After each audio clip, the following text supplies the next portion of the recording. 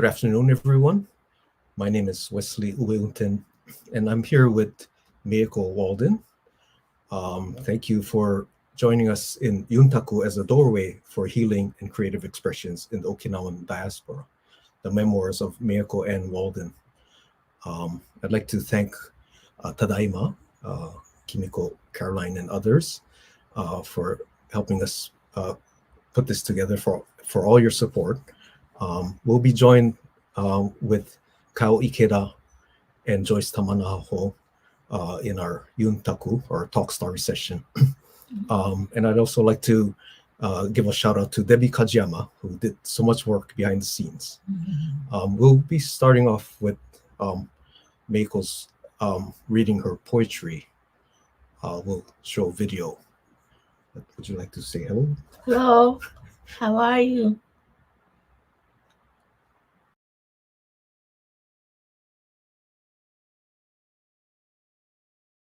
To me,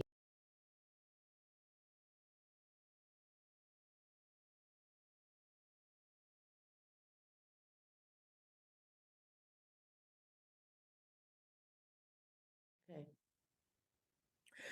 Living in the orphanage. Okinawa, I will always remember.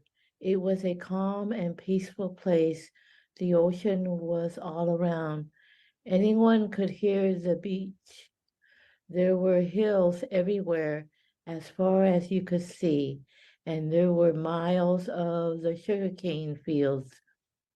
When nighttime came, the whole sky turned into diamonds of stars, as if heaven opened up and no one would ever get tired of seeing so many. There was a sound of the crickets playing their own music of violins. I started my life living in an orphanage along with other children, waiting to have a home with a caring mother and caring father. This was in the early 1960s. The orphanage was a big room that was used for many things. There were tables and chairs, and then there were two windows that opened with bars that would make anyone feel like a prisoner. I would always wear the same clothes day after day, just as the other kids did. When it came for a meal, it was always fish and rice. Once a day, I would sit at the table with 9 other children. There were 3 other tables and chairs with the workers watching over us. The workers gave us 1 meal a day. The fish included the head and his eyes. I thought he was alive, looking right at me, saying, "Please don't eat me. Oh, please." We were all hungry, so hungry that I would poke the kid who sat next to me in his eyes just to grab his fish. And so this poking and grabbing went on around the table. When the next day came at mealtime, the kid that sat next to me moved to another table. When the mealtime was over, I was still hungry. I could feel the fish bone going right through my ears and into my stomach. I was in pain most every day. We were still hungry after the fish and rice. We all went outside in the yard and sucked on the grass weeds. There were also wild sugar canes that we would break apart and suck on the sweets from the sugar. At nighttime, when it came to sleeping arrangements, I had to lie on the floor with mats and share one blanket with 3 other kids. I was lying on one end of the blanket.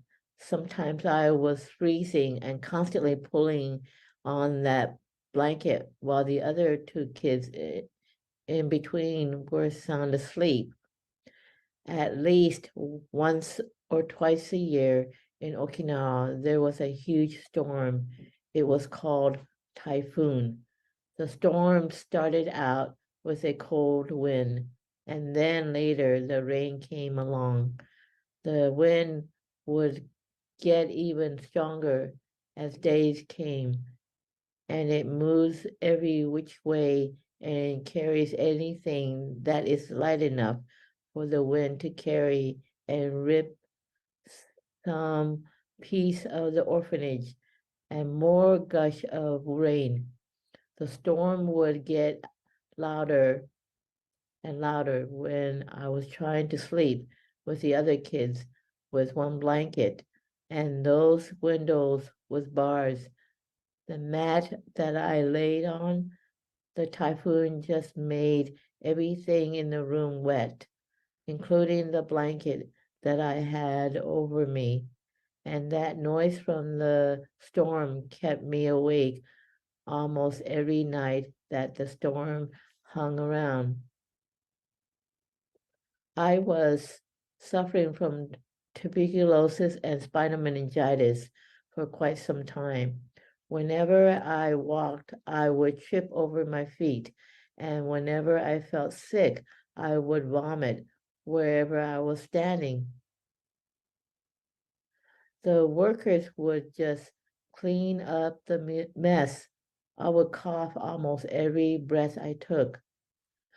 Sometimes there were art activities that we all did.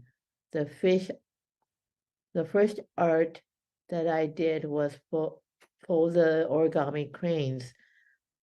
One of the workers dressed me up along with two other girls in a kimono. They even had our hair pinned up with a silver piece that dangled over my face, and the workers had us all wore these wooden shoes. All three of us girls had to do the sakura song and the dance that went with it. I felt so ridiculous because for every step I took, I coughed. There were these fans that we had to hold, and throughout the song and the dance, we had to turn one way and then the other way in one motion. We had to move the fan around as we danced.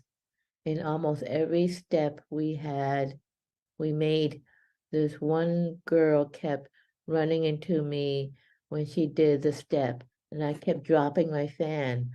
The workers had all of the kids learn a song moving our hand motions. Pika, pika, oshio. Then there were some days the orphanage was turned into a classroom. One worker that had all of us learn how to read and write in Japanese, the Kinji style. We each took a piece of paper and pencil that the workers put on each table. We then had to practice the numbers ichi, ni, san, shi, go. We did the simple strokes. First it was across, then down, then it curved to make a word. Every day in the orphanage, it was a place that no one to talk to and no one to listen to.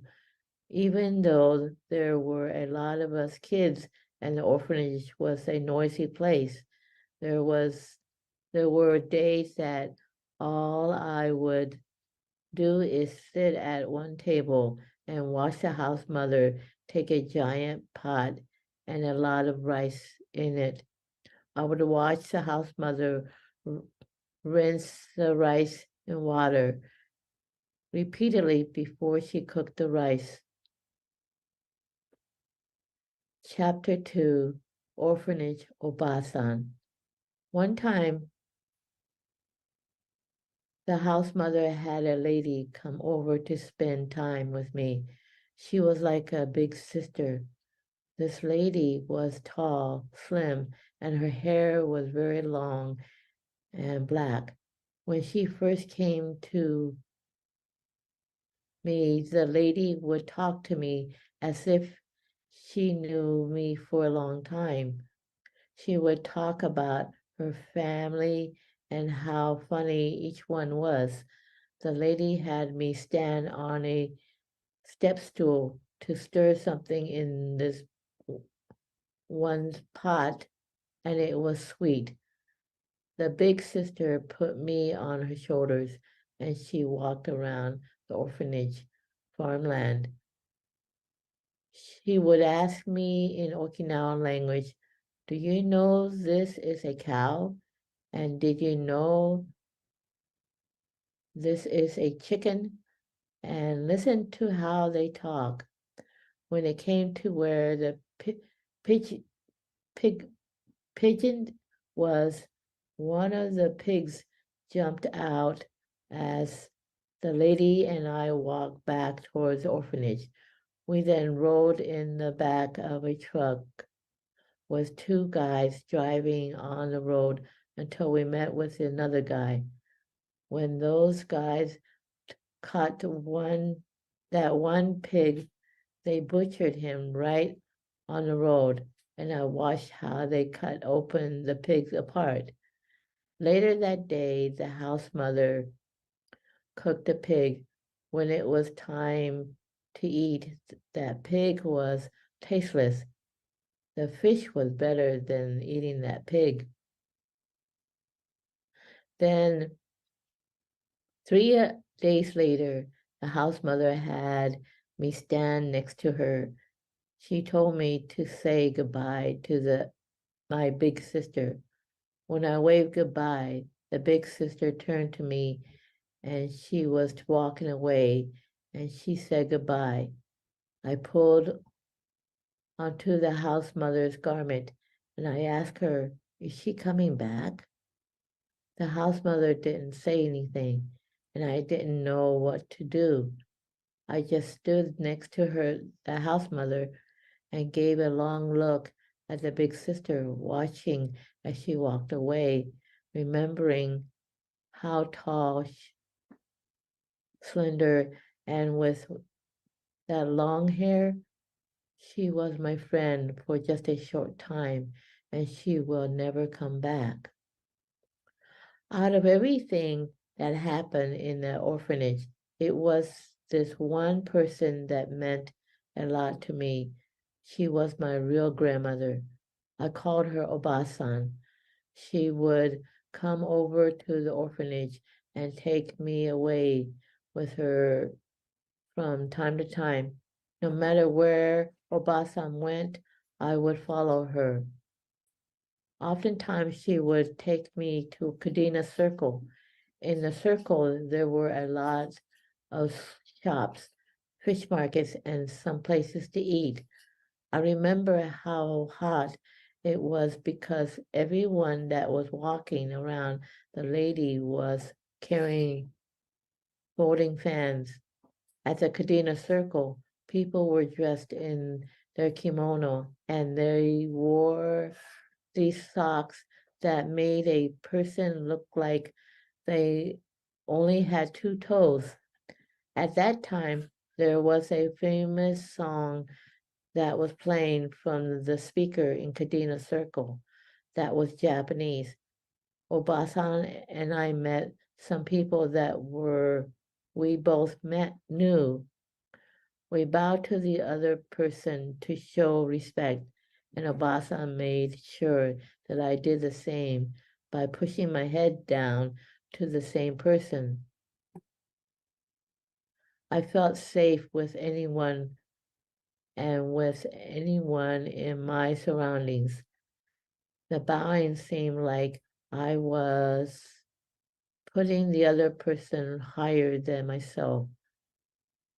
Obasan had held onto my hands tightly, for I wasn't allowed to touch the garment of the other person.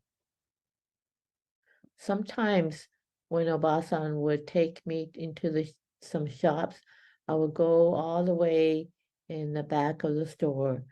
There was a stairway going up to the second floor where the owners lived.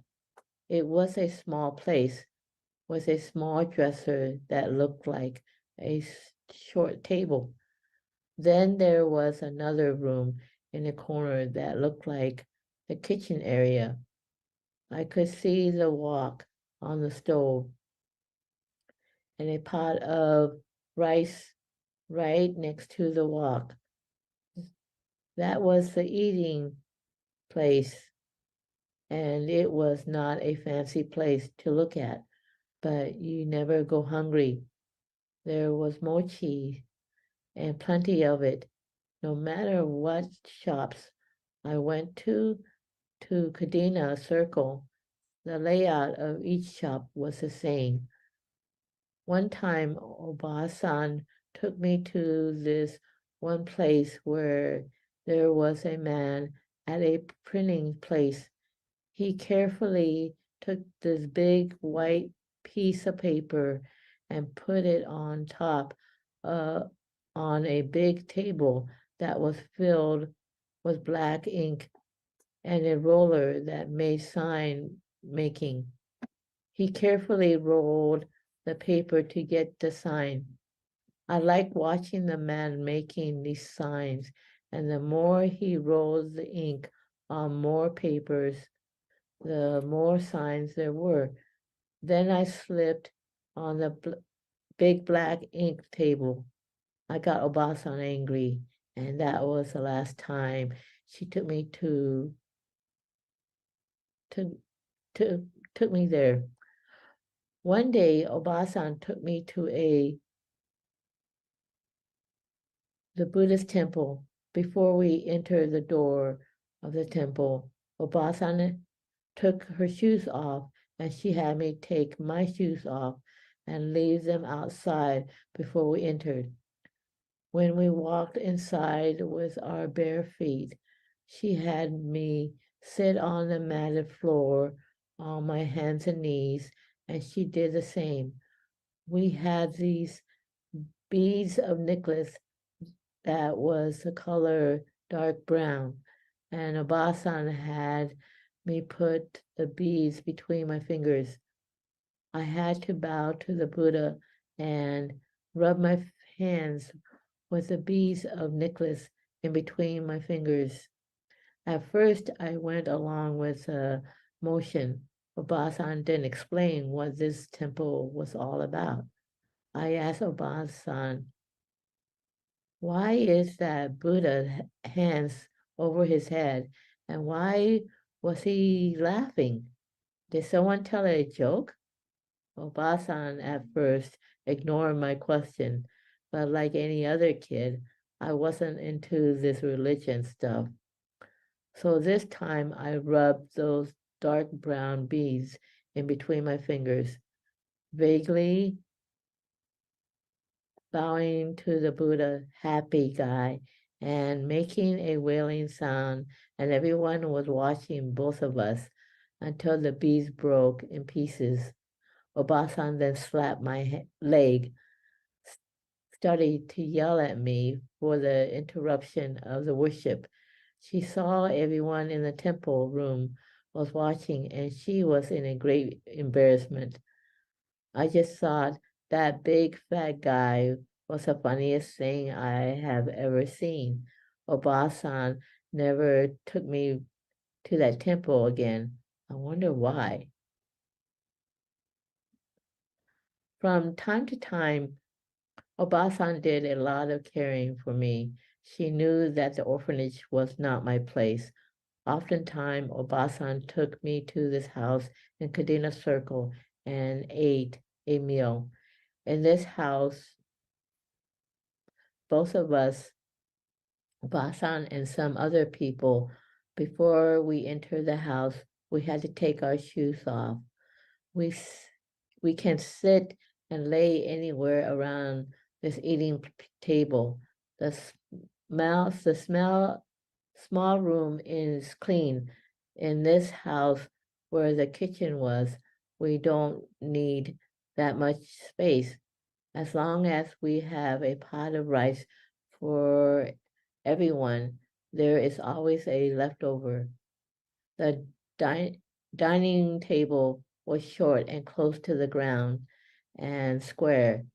There were 6 of us around the table, and we each had a bowl of tofu soup. And there were these big bowls of meats, vegetables in the center of the table. Another plate, something that looked like mochi. We each had our own bowl. We dished out from the center of the table. We ate and ate the stuff in the big bowls that were in the center of the table. We all used our chopsticks and we ate our soup like we were drinking our teas. Then we added some rice and some meat, and we still ate. We would slurp until we were all finished and almost stuffed. People were happy around that table, including Obasan. There was a lot of laughter, talking. We had good old times until at the end of the day, until I had to go back to the orphanage. It always seemed like spending my time with Obasan. She would talk to me in another language, but it didn't seem like Japanese. Baseball was the main game near the Kadena Circle in Okinawa. Obasan took me to a baseball game where the lava rocks walls were very high and from the ground, from corner to corner on all 4 sides of that small baseball field. People dressed in their summer clothes, shorts, and in their t-shirts, and everyone carried a folding fans, try to cool down off a little, for that weather in Okinawa was so very hot. Obasan and I sat on top of that lava rock walls were just to see the game. Then to hit the first baseball, he dressed up in the nice Sunday kimono clothes, and I just thought the man was trying to run with his long kimono dragging on the ground, running to the first base.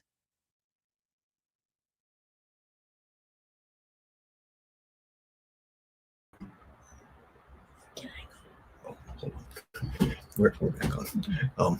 Yeah. So, welcome back, everyone. I think we'll take a short pause there, and sort of kind of restart again. At the beginning, we kind of jumped in and we did an abrupt introduction. But now that we've kind of calmed down and settled in, for those of you who are just joining us, our event is called Yuntaku as a doorway to healing and creative expression in the Okinawan diaspora, the memoirs of Mieko Anne Walden. And here is Mieko next to me. And maybe some of you are wondering what Yuntaku means. And if you're from Hawaii, you might be familiar with talk story. And so it's almost like um, we leave it up to fate of what we're going to talk about. There's no agenda.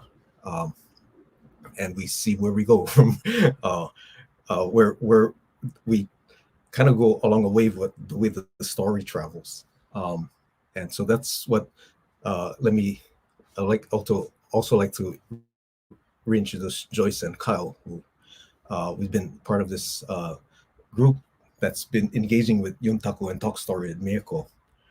So that's where we're at. I think we wanted, for those of you in the audience, as part of this Yuntaku circle, or expanding Yuntaku circle, to ask questions or put in comments. But before I talk too much, Mieko, you had a few comments. My point Yes. in my story. My point in my story is what kind of life I had before I was adopted. Remembering my grandmother, remembering the orphanage, and remembering the safety I had, and because I don't see that after all this, you know, I can never forget it. After all these years? Yeah, after all these years. Okay, thank you. Mm. Thank you, Mieko. So it's been decades since you've left Okinawa and haven't been back since. Yeah.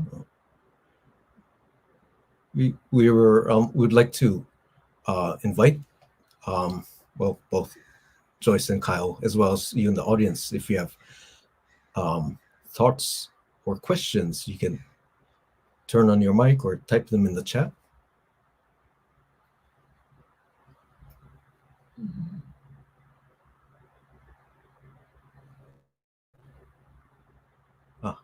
We have a question in the chat. Mieko, what inspired you to write your memoirs? Also, I'm curious about what year these memories are from. What inspired me to write? A roommate wanted me to write over 20 years ago, and it takes me about 4 or 5 times on pages to write this. Um,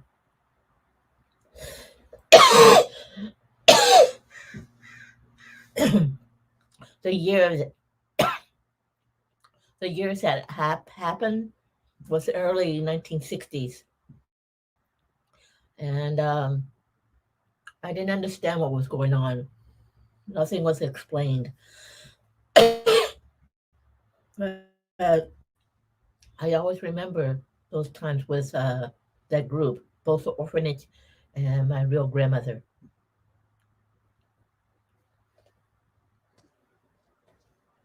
Yeah, I think one thing that's really remarkable is how young you were when that all happened. How old were you again? I was about 4 years old, 4 roughly. years. So these are distant memories from a really early age that you've managed to keep close to you. You still remember all these details. Yeah. I think in modern times, we use our phones and the photographs as almost like a crutch for our memories. The stories that you tell have such precious details in them, like the silver, sparkly ornament that you wore in your hair, or the kinds of songs that you sang. Again, these are all your own memories. Were there things that sparked those visions and allowed you to draw pictures to match the stories? Yeah.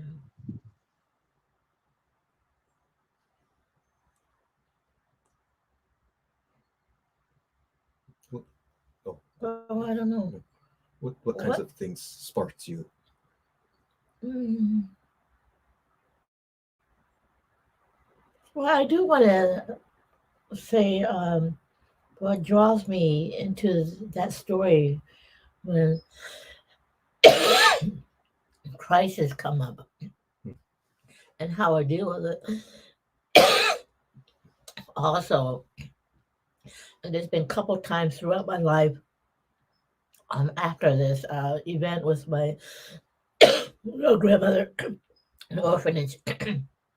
She would come around a couple times, and I never spoke about her to my real family. In fact, they didn't want to know, um, which is I think about it is pretty sad that how some people can deal with daily life, and my grandmother Obasan was a big thing part of this, a big one.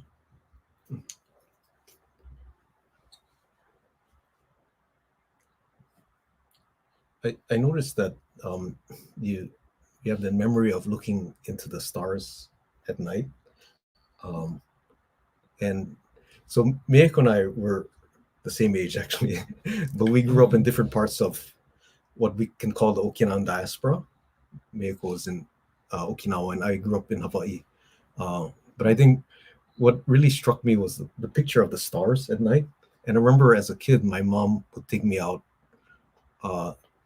and we'd look up at the stars. And I just think, wow, it's like a, a mirror of maybe we're looking at the same stars at the same time, but the stars at night. What memories do you have of the Okinawan sky? What kind of memories? Well, I don't know if besides looking at it, it's more of memories that continue afterwards. Learning that each stars, one is like Big Dipper, the other one is something else. Another one is like a lion. Um, finding that what the symbol is for each stars. Um, but to me, it's also of it gives you a calm. It gives me calm.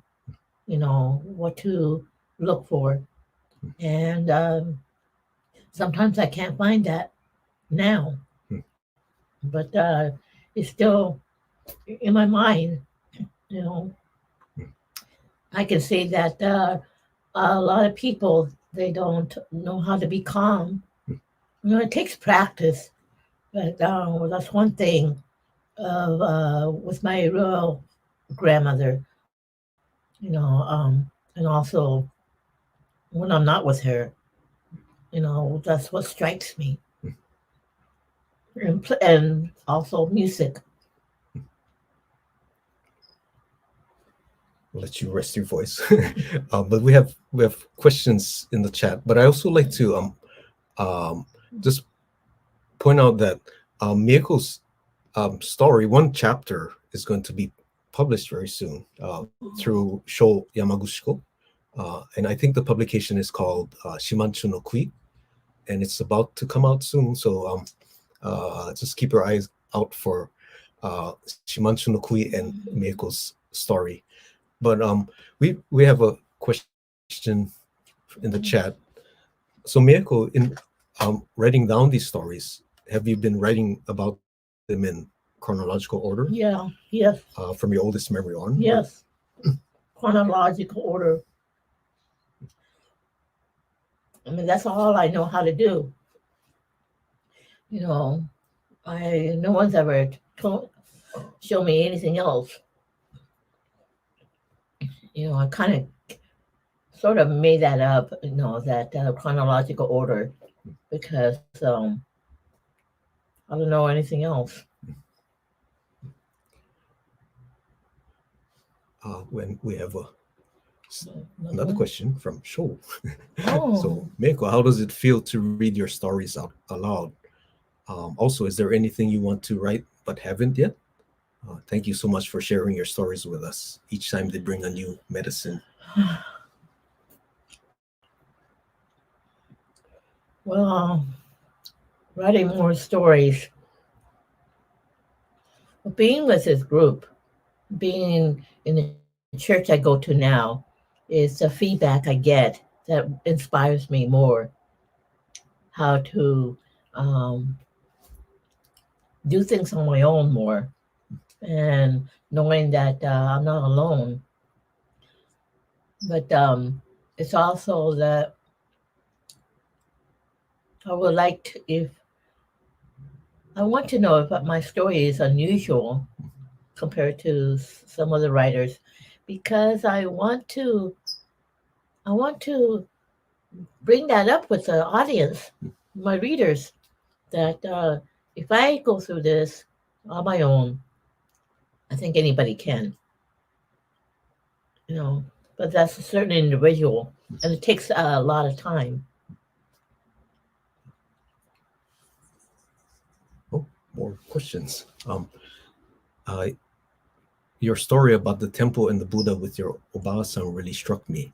You mentioned that kids weren't really into religion or spirituality. Has that shifted as you've grown older? Oh, yeah.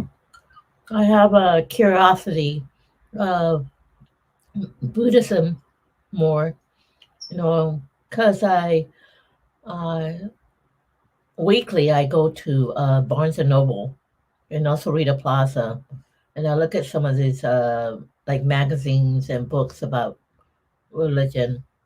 But my family is against Buddhism, Hmm. you know. But I'm curious of religion. I'm getting older. It's different than when I'm a kid. When I first started out.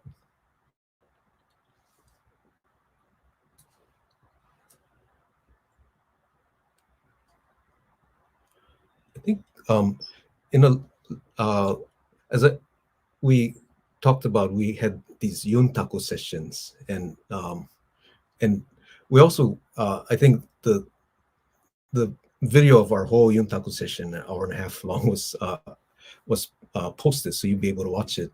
Um, but there's one part. There are a lot of parts. We wish we want you all to watch the whole thing, but there was one part, and Weston Teruya was part of our group, and uh, there was a part when he talked about Meiko's stories and how profound they were, and um, if I guess I'll have uh, Kimiko queued it up for us, but there that video had so many good things in it, and cutting out was so difficult. It was such a dense. There's so many. It's like uh, where do you cut it off? where what could you take out? But if you have a chance to watch our Yuntaku session, please do. But if if we could watch that part with Weston talking about Mieko's video, I'm really that'd struck be great. by Thank you. what you were saying about looking for other people to connect with around their stories as well, because um, it also I was thinking about that a bit also as you were reading, because there's this interesting uh, contrast that you set up with the meal in the orphanage and this like the struggle for enough food with each other, and then the story of eating with your grandmother and family, and this like communal hot pot or stuff in the middle that you're all sharing. And it feels like what you're trying to do by sharing this story, by having this discussion with us, is trying to have that like shared meal with us, to create that space with us, find power through this connection with other people. And then it just also just made me think a little bit about what we were talking about, even in the drawings and the way you set up the buildings, like the orphanage and some of the other buildings I know you've talked about before, with like the bars on the windows that are like trying to keep people out and block the outside and the isolation you felt at these moments. But then the what Joyce was pointing out with the like no roof on some of the buildings and the sense of openness, and even the windows look different, and so it it's like it's reflected in these different ways, in the meals, in the ways the houses were built, in the space that you're creating here, that you want to, you've seen what it means to be isolated and then also to be in community, and this is a space of trying to find that communal meeting and sharing stories and getting power through that, being able to bounce off one another and talk through these things. So I really appreciate that. Mm. Hi, welcome back, everyone. Mieko had to step out just for a few more seconds, but thank you, Weston, even though you might not be here. Thank you for that comment. But as we're waiting for Mieko, Joyce and Kyle, do you have more things to say about our Yuntaku sessions? Yeah, well, in the chat, someone wanted to know why we are so interested in supporting are inspired to support Mieko in her memoir. And, you know,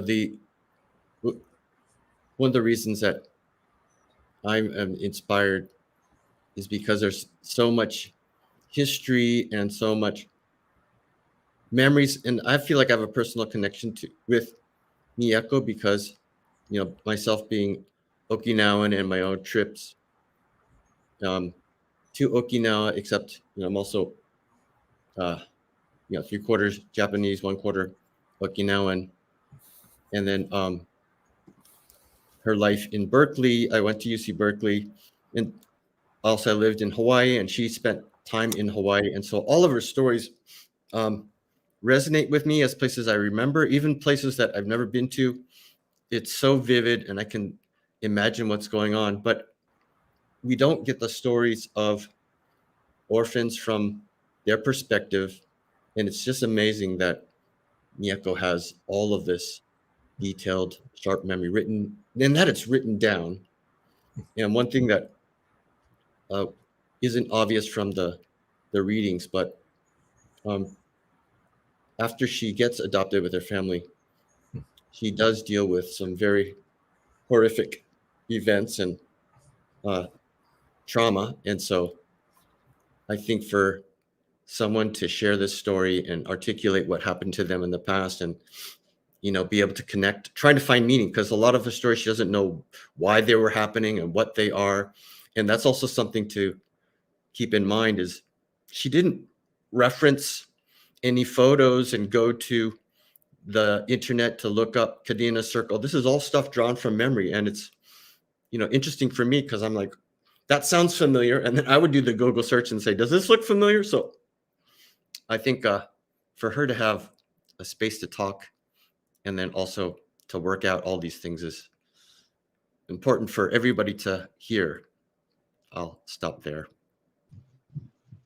I would agree with Kyle. Just I came on this Yuntaku group through the Northern California Okinawa Kenjinkai, like an invitation to work together to support Mieko in telling her story.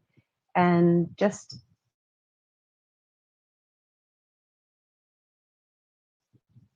like Sho says, it's like medicine.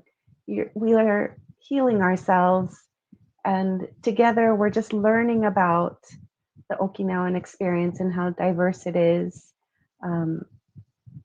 I venture to guess that Mieko's story is unique in this tale. I've never heard of a story of an adoptee from Okinawa in this time period, and to be able to read with her and hear her story and to see her art, I think helps to inform us more about the Okinawan experience in this world.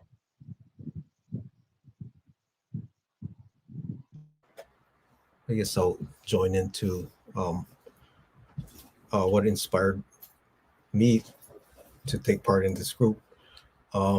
It's a long story, but I'll keep it short. But I met Mieko maybe, I don't know. More than 15 years, because I live in this place for 15 years. Oh yeah, so it's Quite a while. ago, and she had given me some of her stories, and I read them, and I was shocked. I don't know what to do with the stories, to be honest. I didn't know how to process the stories.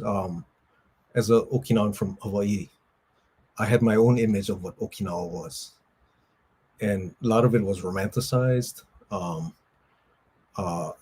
I created a certain kind of vision of what Okinawa was, but I think in a way, Mieko's stories burst a lot of the dreams that I had, or these visions I had of Okinawa. So to be honest, it was kind of a shock, and I think I'm still processing Mieko's story,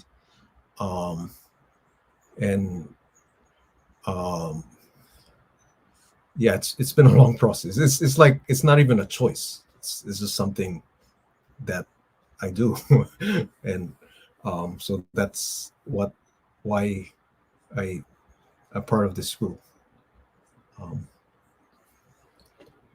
But Mieko, Can you also talk about your visual art and crochet practice? you have any crochet? Oh, okay. Visual and crochet. I make okay. I make this because something I need in my home. It's a it's going to be a laundry bag inside another bag, and I'm trying to make it lighter, you know, or be able to carry my load for my clothes weekly. Um, but I don't realize what I'm doing. Uh, it inspires some people, especially ladies. Um, but I don't know. Some people they get a little bit confused of why am I doing this? You know, because I tend to be on my alone doing this in coffee shops and be around just to be around people, you know, and because it's not the same as Okinawa where I felt safe. I can do what I want to. I can say what I want to. I can be silly if I want to, or be serious. You know, and so I do something like this, and um, because it's something to do. And I think my stepmother, over since 1982, that's when we were in Kauai, and she knew that I wasn't. I was feeling kind of bad or feeling sad about um, the fact that I live in Kauai and there was nothing there, school wise, work wise, you know, and they just built a mall around that time. My stepmother would really like that, but I think she knew, my stepmother knew that I was a little bit sad, and this is what keeps me from being sad or bored, and doing something for um, the homeless shelter. You know, the church wants me, you know, and encourage us to do. So I make scarves and hats and stuff with this.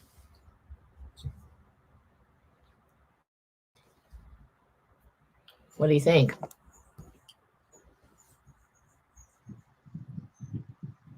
I think, Mieko, that all of the avenues that you have, your art, your writing, your crocheting, all of these things are wonderful examples for all of us to, there are things that we can do to improve where we are in our minds, but also to help others at the same time. And you're doing that with your art and your writing and your crocheting. So thank you.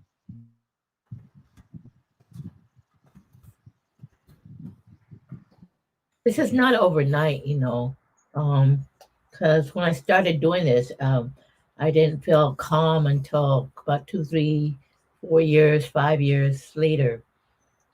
And when I live in Hawaii, you don't need to do something like this because it's too hot, you know. But coming here, when I like going into, especially church, that can use something like this for the needy. That's what gets my attention, and that's what motivates me more. I was thinking in our video or in our Yuntaku session that we had recorded, there was a part where we talked about Yuntaku. So we have a Yuntaku about Yuntaku. And maybe if we could have Kimiko play that part. And also, there was an interesting conversation about power. So as a male born and raised in the US, power for me is like macho power. That's how I grew up. But Um, Mieko's definition of power was so different. It was more of a spiritual power. If you don't mind if we play that part, Yeah. But maybe a, a segment on Yuntaku and then power. Mhm.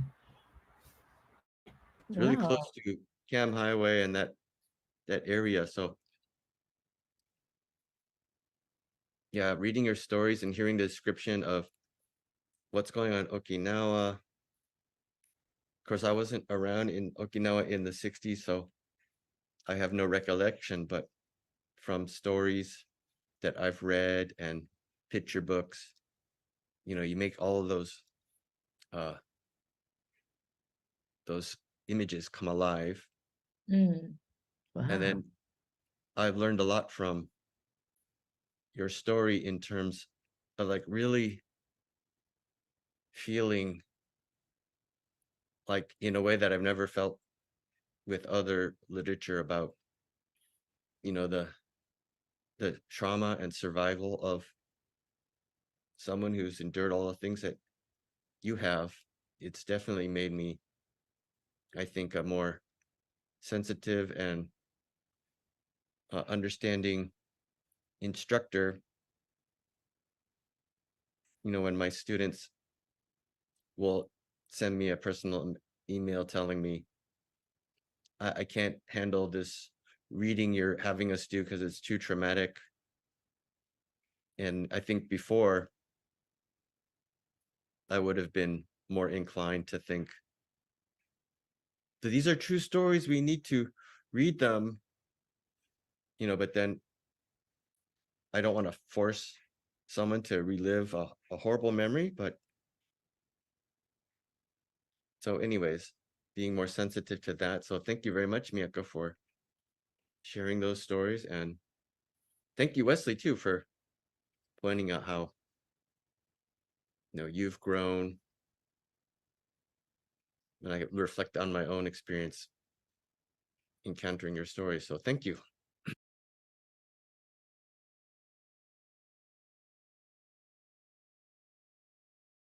And Kyle for that. We might have um,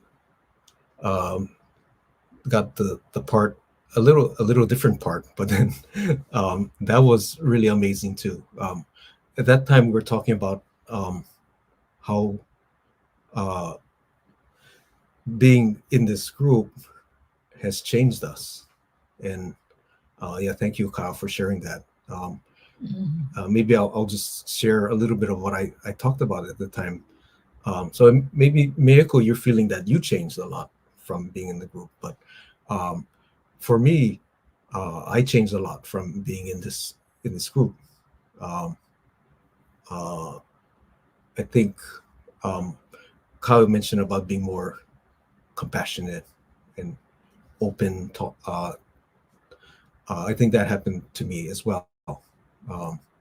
And uh, again, I remember being so like your stories are so heavy at the beginning, and it took a while to process. So it's been 15 years, and I've been processing it.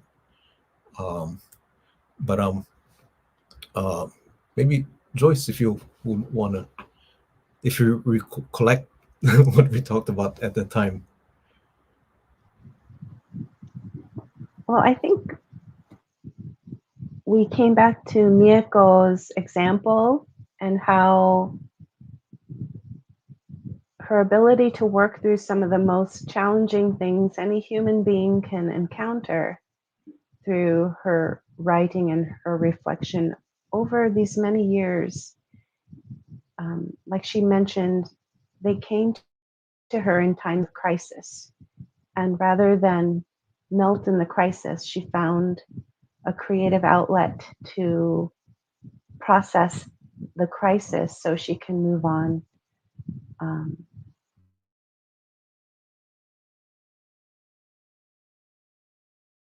Um, that's my recollection of that conversation, the kind of empowerment, this kind of reflection and art provide, like medicine.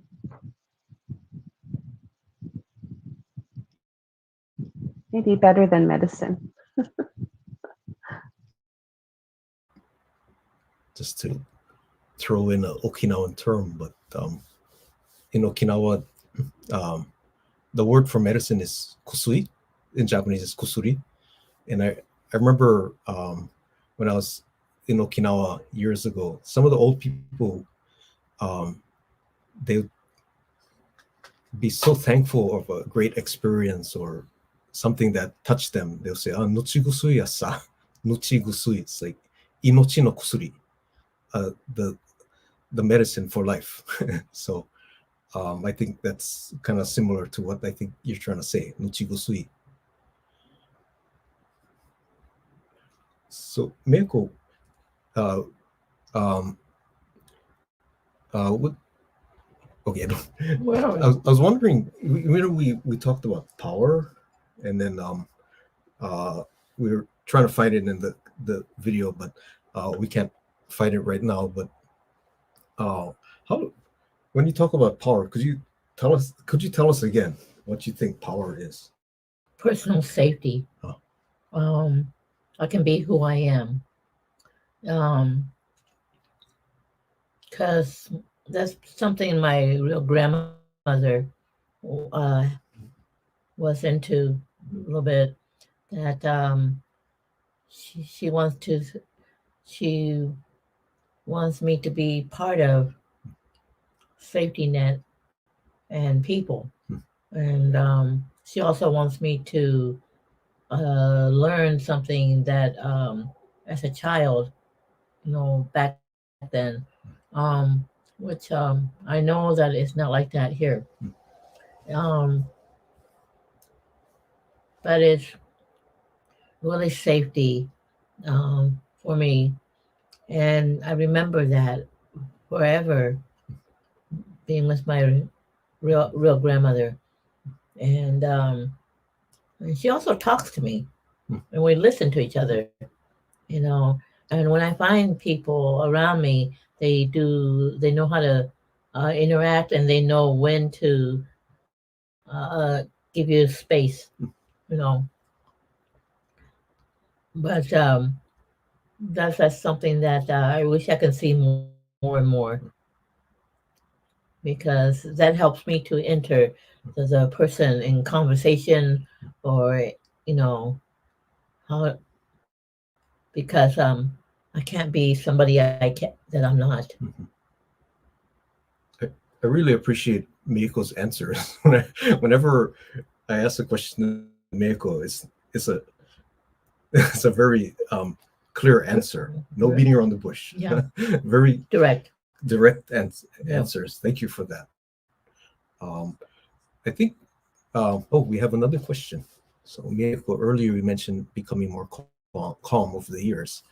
We are all working on our mental health. What kinds of strategies have you developed to support mental health? Well, I get this mail about mental health in Berkeley, but I never get myself into that, because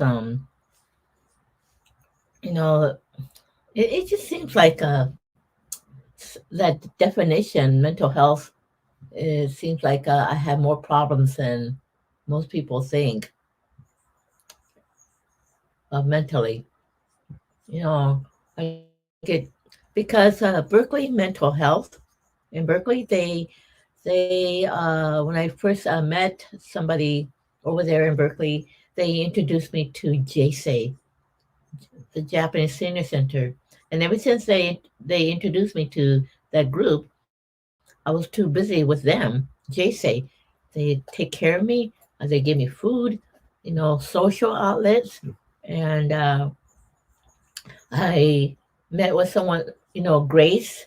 Um, she does a writing group over there.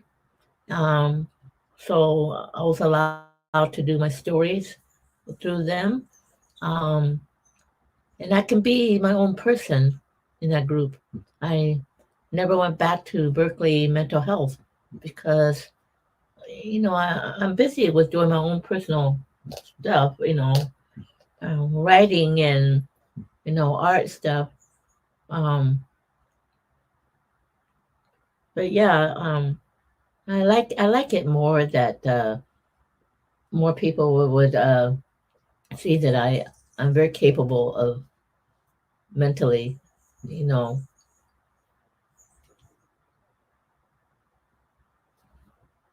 Okay. I think we have maybe time for one or two more questions. Nobody.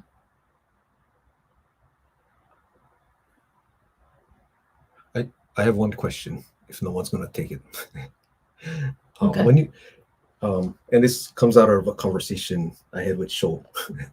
Show you out there, not to put you on the spot, but we're talking about our conversations with our ancestors. When you talk to your grandmother, do you use a language, or how do you communicate? I don't know. Certain things I don't remember. I know she was talking back and forth, but I don't remember exactly. I can sense that being around with Japanese, they're talking their own language, and it seems like a different world, Mhm. But since this happened years ago, certain things is not in my mind. Um, But do you feel your oba-san, your grandmother, is near you, or comes to see you, or do you feel her? Once in a while, Oh. you know, you're talking about like the church with the window, Yes. and that doesn't happen very often. Where I live, I've been there 15 years, and she didn't come around, but I mean, when at the church, I saw that figure from the window, the stained glass window, and I can see the image of her. It looks like an angel or something that coming down from the window or through the window, and she was happy to talk to somebody. I don't know who she was talking to, but it wasn't directly at me, And anyway, so yeah, things like that, and Big Island. I can hear a voice behind me, and I look at my father, wonder if he can hear someone, and this kind of conversation was never addressed with my family, and it wasn't important, I guess.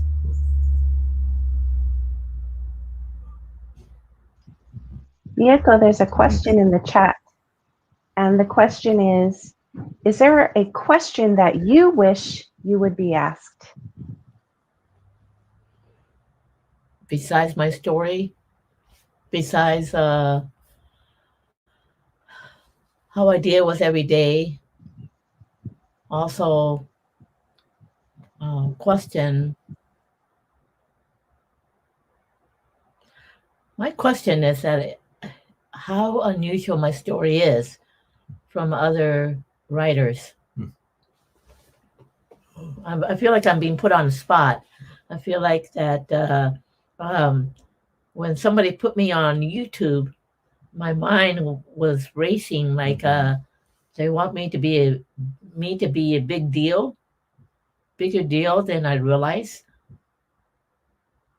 You know, I don't know how profound that is to be on YouTube. I like to hear from the audience of the thumbs up, the good, but I thought it was for like one of the groups here. I think it's somebody else. Maybe that's your Yeah. question. Yeah. Do you think your question to everyone is what do we think about your story? Yeah, and thumbs up, and how many more audience out there? And because I like to hear more from who's out there that's paying attention to my story and looking for change. I like to see that if I'm describing my story that's profound, I want to hear more that term. maybe. Oh, okay. Thank you. I hope I didn't put you on the spot, but lots of Thank thumbs you. up from me. Didn't put you on the spot. Is this Oh, plus one more? yeah. Who's that? That's from Who's that? Mariko. Mariko. Thanks, Mariko. Thank you. Maybe since we need to wrap up, but anyone else wants to answer Meiko's question? Oh, here's another question. Maybe, what advice do you have for people who have a traumatic or sad experience that is hard to talk about? Well, firstly, it's not easy, but if you pay attention to what other people think or want to know, do what they want, I just erase that. I just write my own story and sit in the corner, whatever they think. That's what works for me.